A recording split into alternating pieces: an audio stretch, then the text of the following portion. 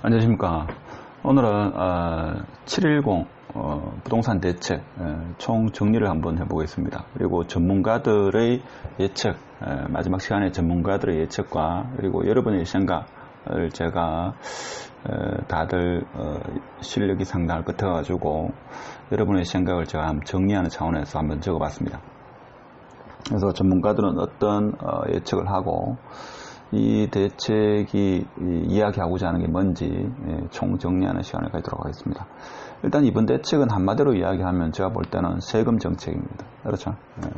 물론 공급에 대한 이야기도 있습니다만 제가 볼 때는 공급에 대한 이야기는 다주택자의 소유의 집을 시장에 매물로 내놓으려는 그런 정책. 그래서 결과적으로는 세금 정책이다. 그래서 제가 세무사 분들하고 이야기도 해봤습니다만 이게 세법적으로 상당히 좀 어느 정도는 완벽하다. 뭐 이렇게 빠져나갈 구멍이 많지 않다. 많지 않다보다는 적다 이렇게 표현하는 게 맞습니다. 그래서 크게 봐서 종부세가 조정지역에서 다주택자 최고세율은 6%입니다. 시간 조금 기니까 그래도 휴일이니까 좀 느긋한 마음으로 해서 플레이 속도를 한 1.5 정도로 해가지고 들어보시면 뭐 그래도 조금 나을 겁니다. 하여튼 최고세율 6%, 양도세이죠. 세율이 1년 미만일 경우 70%, 2년 미만일 때 60%입니다.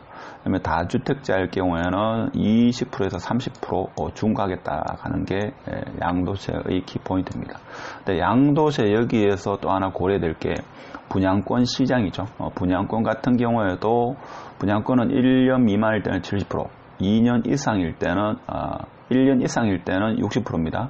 그래서 여기서 지방세 10%가 더해지기 때문에 77%, 뭐 66% 이렇게 보시면 남는 게 없습니다.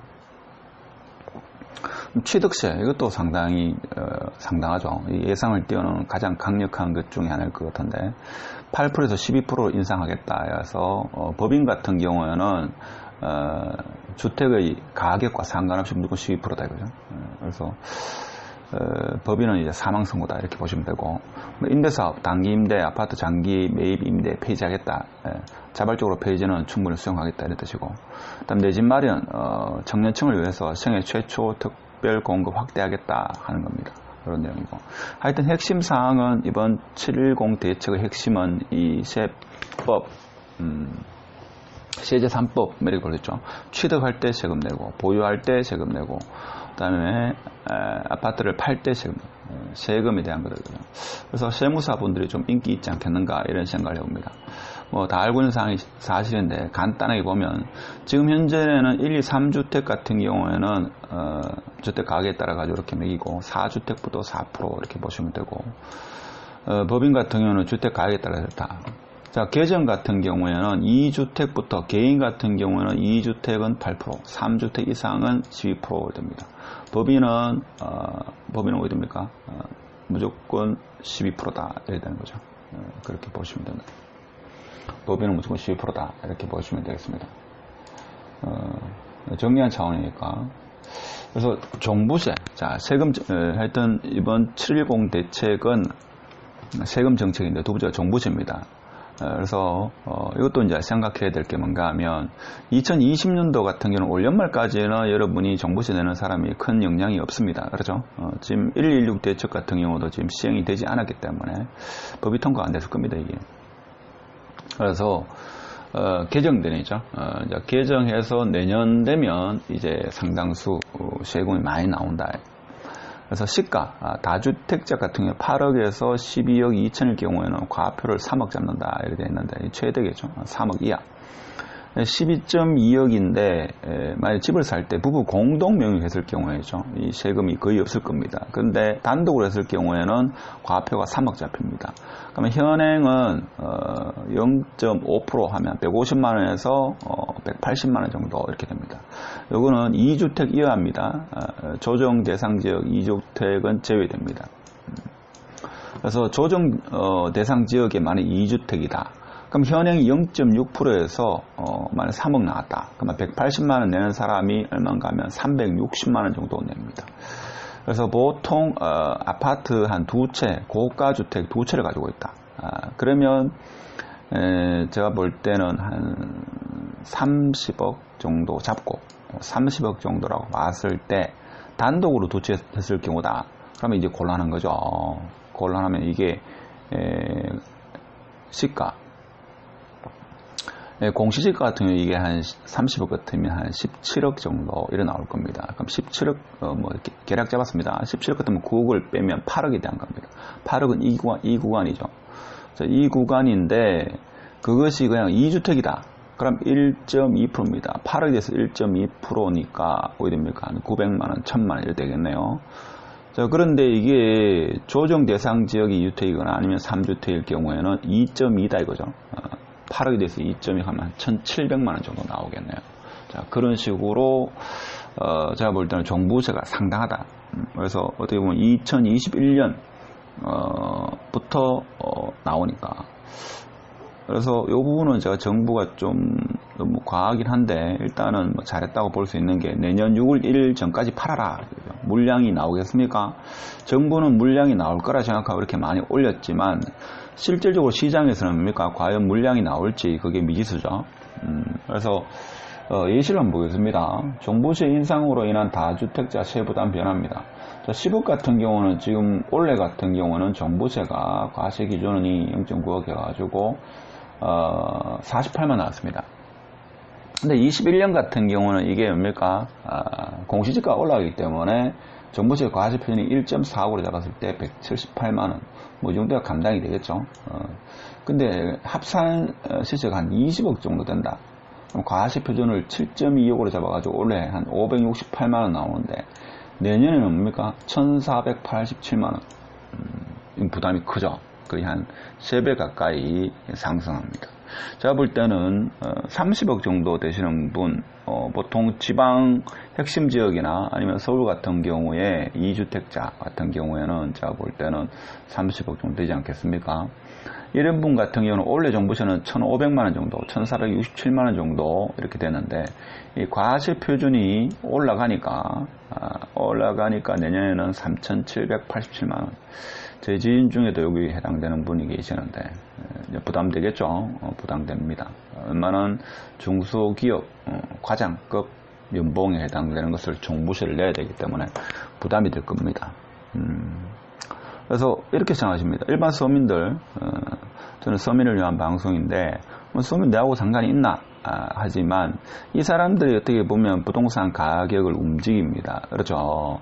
이 사람들이 매물이 나오고 시중에 매물이 좀 나야지만 위에서부터 가격이 내려가면 중저가, 저가 아파트 좀 어느 정도 가격이 안정화되고 조정이 되는데 이 사람들이 매물을 이제 잠그면 매물을 시중에 내놓지 않으면 아파트 가격은 뭡니까? 현 상태로 보합하거나 꼭 사야 되는 사람이 있으면 이제 상승을 또 하겠죠. 그래서 여러 가지 부작용이 발생할 수 있는 겁니다. 자, 그러면 종부세 예시 다주택자 세부담 변화를 한번 보겠습니다. 하면 요거는 조정 대상 지역 2주택자입니다. 그러니까 서울에 집을 2채 가지고 있을 경우에 10억 정도면 그러니까 합산 시세 봤을 때 한 3배, 2배, 3배죠. 48만원 내던 것을 178만원 정도 낸다. 그러면 한 30억 정도 되면 1,500만원 내던 것이 3,700만원. 요 구간에 서울에 집이 한 2채 있으면 요 구간에 속하는 분이 많겠죠. 제가 볼 때는 요 구간. 1번 같은 경우 조금 덜 하지만 20억, 30억이 되면 부담이 상당히 세지죠. 이렇게 우리가 종부세가 상당히 증가한다. 이렇게 종부세 일종의 보유세죠. 재산세와는 별도입니다. 그렇죠. 종부세가 상당하다. 그래서 양도소득세도 이제 그러니까 이번 정책은 순전히 제가 볼 때는 세금 정책이다 이렇게 보시는 게 조금 더 타당하지 않을까. 그럼 양도소득세는 지금 어디 됩니까? 지금 개선된 걸 보면 1년 미만 그 다음에 70%고 2년 미만은 60%입니다. 여기서 지방세까지 포함하면 77%, 66% 때문에 거의 남는 게 없죠. 그럼 2년 이상이 기본 쉘인데 그럼 이렇게 되면 시장에 집을 한 채 더 구매한 사람도 2년 내로는 팔지 않겠죠. 팔지 않을 겁니다. 제가 볼 때는 공급이 감소될 겁니다. 그렇죠. 분양권 이게 제가 볼 때 문제인데, 분양권은 자 1년 미만은 70%, 70%면 77%겠죠. 1년 이상은 60%입니다. 입주 때까지. 그렇죠? 그러니까 남는 게 없다. 제가 볼 때는 분양권은 시중에 공급이 좀 많이 되지 않겠는가, 이런 생각을 하죠. 물론 이것은 규제지역 같은 경우는 의미가 없죠. 규제지역은 현행 분양권을 매도할 수가 없기 때문에. 그렇죠? 그래서 비규제지역에 해당되기 때문에 좀 상당한 영향을 미치지 않겠는가, 저는 개인적으로 그렇게 생각합니다. 그래서 이번 정책이 세금 3법인데, 자, 취득할 때 세금이 상당하고, 보유하고 있으면 재산세와 더불어 종부세도 상당하다 이거죠. 그러면 이 아파트를 팔 경우에도 양도세도 상당하다. 자, 이렇게 봤을 때 지금까지 있는 취득세는 8에서 12%, 그다음에 양도소득세도 2년 이상이 돼야지면 기본세율이 되고, 그 이전에 팔게 되면 77%, 66% 지방세 포함해가지고, 분양권은 1년 미만일 때는 77%, 1년 이상일 때는 66%, 그래서 상당하다. 다주택자일 경우에는 중과세율이 20에서 30%로 상당히 증가한다. 자, 이렇게 되면 뭡니까? 팔지 못합니다. 제가 볼 때는. 요게 제가 볼 때는 정부가 조금 잘못하지 않았나, 이런 생각이 드는데, 이렇게 되면 뭡니까? 시중에 매물이 없어지겠죠. 줄어들 겁니다. 취득세율 인상은 뭡니까? 구매하는 사람도 없다. 시중에 매물도 없고 구매하는 사람도 없다. 이렇게 되겠죠. 그럼 뭡니까?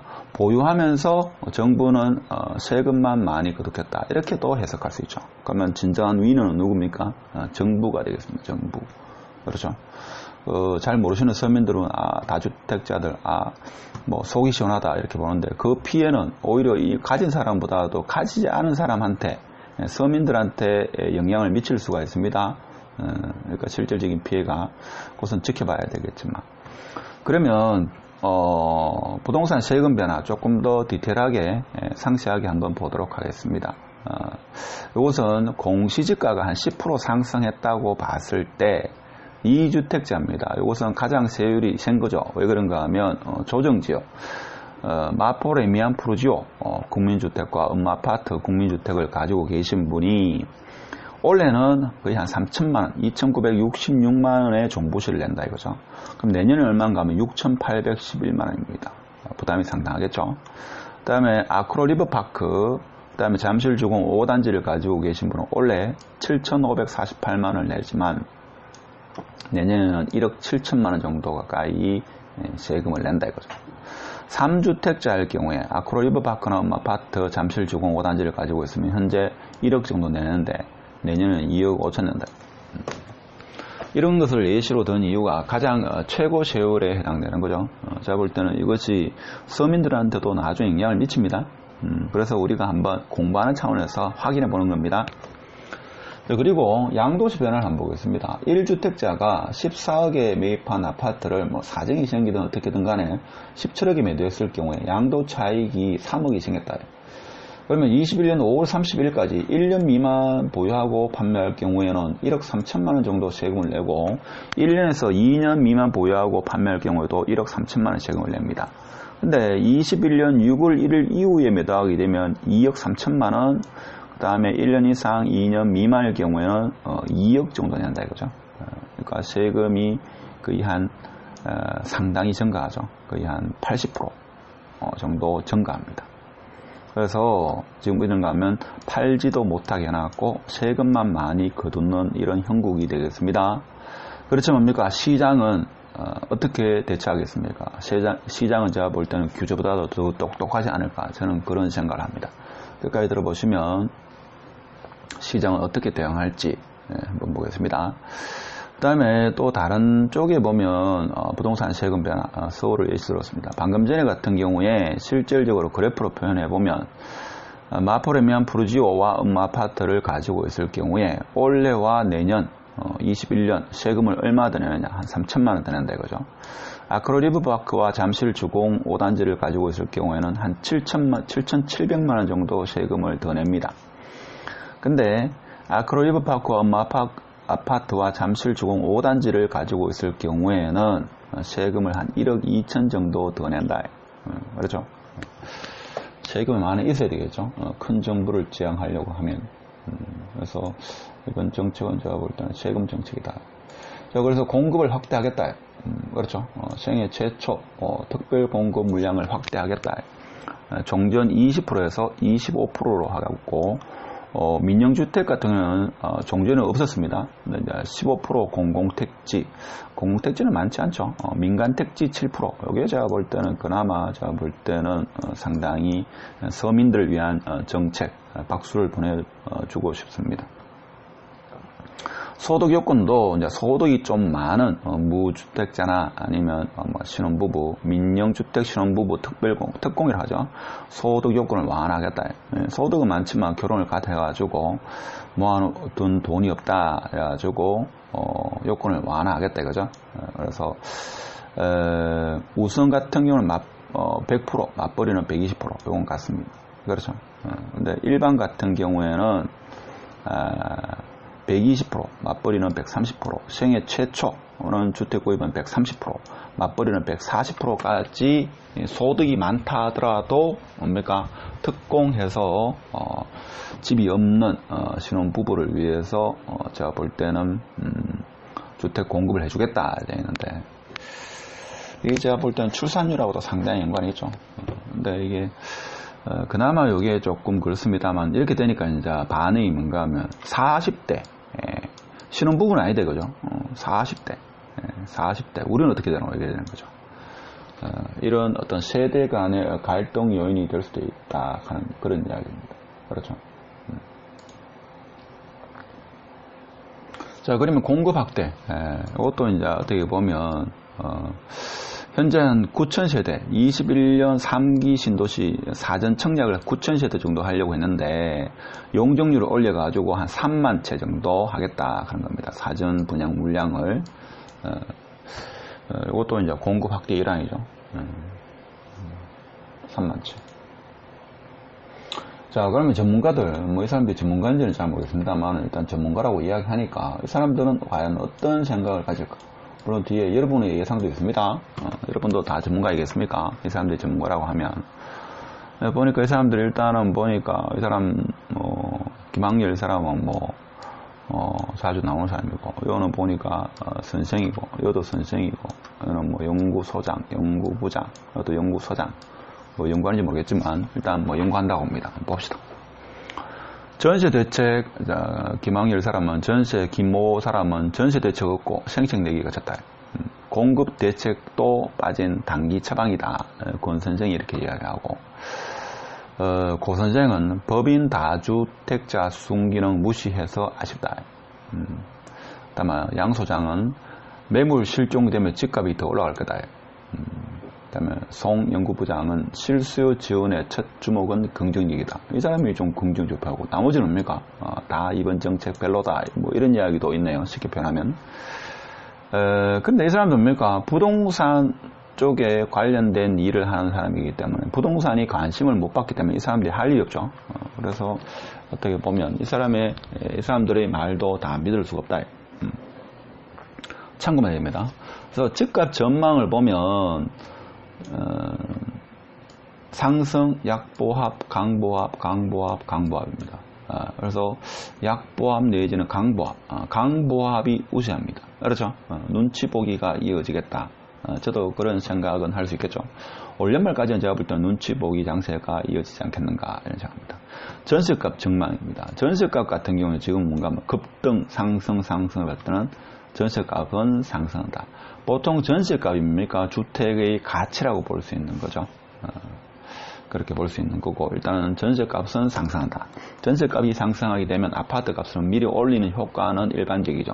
그렇지만 지금과 같은 세법, 세금 3법 규제 같은 경우에는 어떻게 반응할지도 지켜봐야 되겠습니다. 가장 효과적인 항목은 3기 신도시 사전 청약 확대, 그 다음에 취등록세, 양도세 중과, 실수요자 소득 기준 완화, 생애 최초 공급 물량 확대, 실수요자 소득 기준 완화. 그래서 봤을 때는 실수요자 소득 기준 완화해서 이제 신혼부부 특공을 넣을 수 있는 게 좀 확대되었다. 이런 이야기. 필요한 추가 대책. 사람들이 전문가들이 말하는 것은 전세시장 안정, 실수요자 대출 확대, 이런 이야기가 있었고, 재개발 재건축 규제 완화, 부동산 펀드 리치 활성화, 다주택 양도세 중과 한시적 면제. 제가 볼 때 이런 게 필요하죠. 이렇게 되면 가진 사람이 시장에 매물을 내놓겠죠. 그 다음에 재개발 재건축도 완화해가지고 동시에 추진하게 되면 안정화되지 않겠는가. 생애 최초 혜택 대상 주택 가격 상향됐습니다. 그렇죠.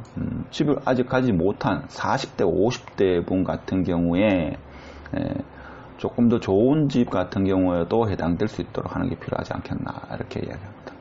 하여튼 여기에서는 일단 주택 공급에 대한 이야기가 있는 것 같습니다. 자, 그러면 여러분도 전문가인데 여러분의 예상은 어떻게 했습니까? 지금 여기서 이야기하지 않은, 제가 볼 때는 정여가 저는 조금 더 활성화되지 않겠는가. 제가 만일에 집을 여러 채 가지고 있다. 그러면 제가 볼 때는 저는 정여를 할 것 같습니다. 근데 제가 같은 경우 애가 어리면 정리하는데 좀 곤란하겠죠. 자, 그러면 제가 볼 때는 세무사들이 거의 완벽하긴 한데 조금 틈이 있을 수 있다 하는 게 역정여입니다.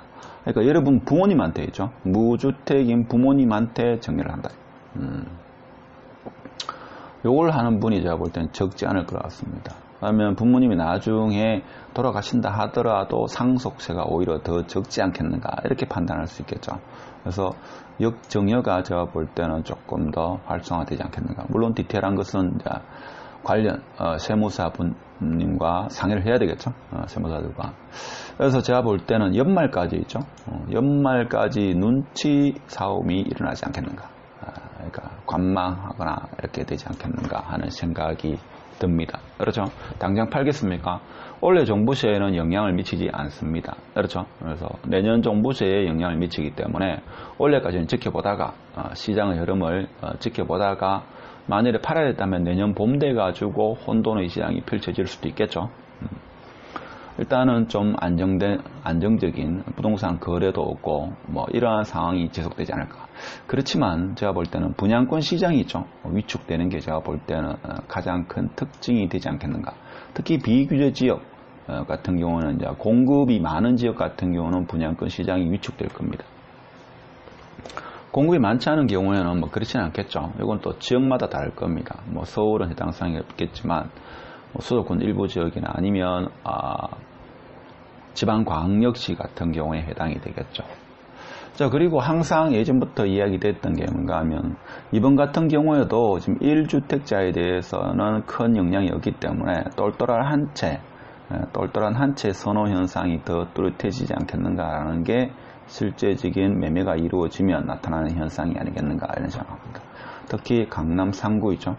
와 지방 핵심 지역, 부산 같으면 해운대구나 이런 곳, 대구 같은 경우에는 어떻습니까? 수성구 같은 지역, 이런 핵심 지역으로 매수를 희망하는 사람이 좀 더 많아지지 않겠는가, 이런 생각을 할 수 있죠. 어디까지나 생각입니다. 그래서 그렇다 보면 또 이런 생각을 하고 있죠. 규제로 집값을 과연 잡을 수 있나라는 이런 생각도 해봅니다. 그렇죠. 그래서 집값을 잡으려고 하는 건지, 세금을 많이 걷어가지고 복지정책을 하려고 하는 건지, 정부가 더 큰 정부를 제한하기 위해서 세금을 많이 걷기 위한 건지, 많이 헷갈리는 경우도 있죠. 자, 이렇게 하다 보니까 사지도 팔지도 마시라는 것이 이번 정책의 메시지가 아닐까. 사지도 말고 팔지도 말고 보유하면서 세금을 많이 내라.